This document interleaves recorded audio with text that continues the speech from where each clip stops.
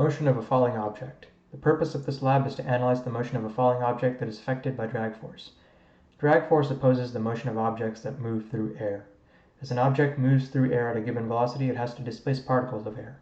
How fast the particles need to be displaced and how many particles need to be displaced determines the drag force acting on the object. The key principles we are going with here are the momentum principles and turbulent drag force. The momentum principle is what we use to update the velocity of a falling object given the net forces acting on it. And turbulent drag is the drag force opposing an object's velocity, which has the magnitude of the velocity of the object squared.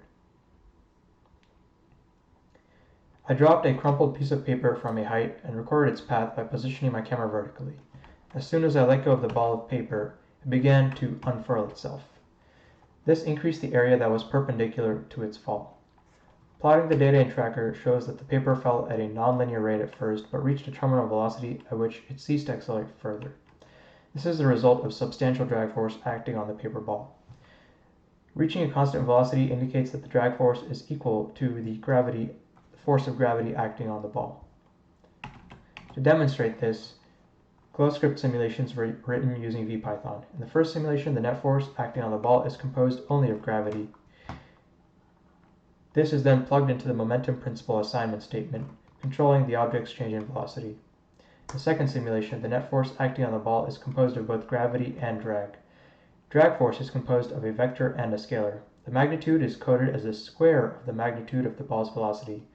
The direction of the drag force is defined as the unit vector opposing the velocity vector. In the net force statement, the drag force unit vector undergoes scalar multiplication with the magnitude of the drag force.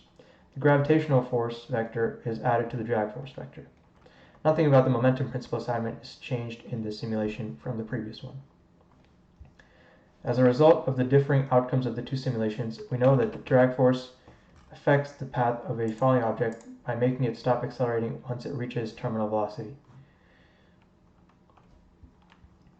At this velocity, drag force is equal to the magnitude and opposite in direction to gravitational force. If the object started with its downward motion with some initial velocity that was greater than the terminal velocity, it would accelerate upward to reduce its velocity because the magnitude of the drag force would be greater than the gravitational force. Terminal velocity is unaffected by the initial velocity of the object.